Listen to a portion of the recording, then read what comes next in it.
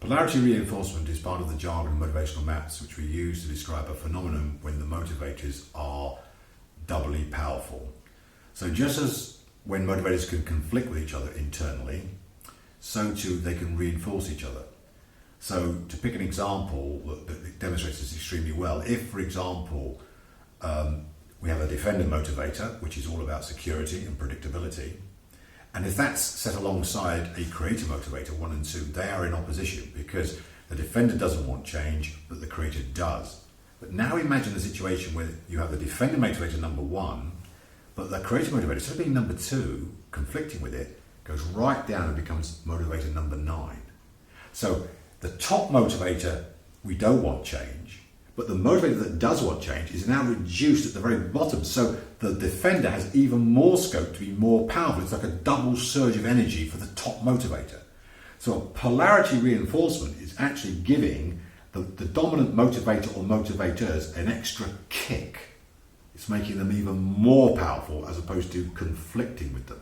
So we look for that particularly with the lowest or the second lowest. In the middle, it's a little less, it's less troublesome. But when it gets down to the bottom motivator, reinforcing the top motivator, that's quite powerful. Turn that around the other way. Have creator number 1 or searcher number 1, high risk motivators, high change motivators. Have defender bottom, anti-risk, anti-change.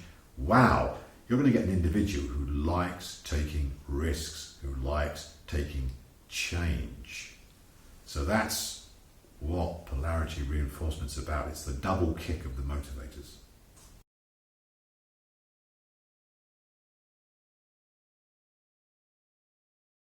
It works in exactly the same way with teams. In fact, teams, we need to understand, are really individuals multiplied. The effects, therefore, are multiplied. So to get a team of people where you have a polarity reinforcement is a really interesting thing to observe. It's interesting because let's just take one of the buzz things that's going around in the business world now. It's been going around for 20 years actually, but it's even ramping up, probably because of technology, but it is, change. Change. The only thing that's certain, we say, is change. Change is endemic.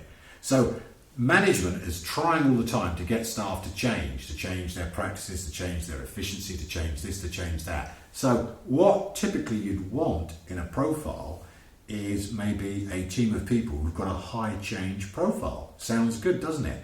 But when I come across these high change profiles and I get polarity reinforcements with the security motivators at the bottom, you've got to ask yourself, is there too much change? Is there too much risk? Is this team doing due diligence? So whatever the combination is, and then vice versa, if it's actually security and not change, well, that's an issue, because what kind of profession are they in that doesn't actually have change built into it? And if they've got a polarity reinforcement with all the creative motivators, the change motivators at the bottom, then they are going to be one hell of a group of people to shift. That is going to be, doubly difficult to make any changes stick. So it's telling you as the consultant coach a lot of information about the risk on the one hand and the difficulty on the other about where we are with the team. Then multiply that to organisational level and wow, you've hit the jackpot. You've got a real challenge in front of you, but also a great opportunity. It's wonderful.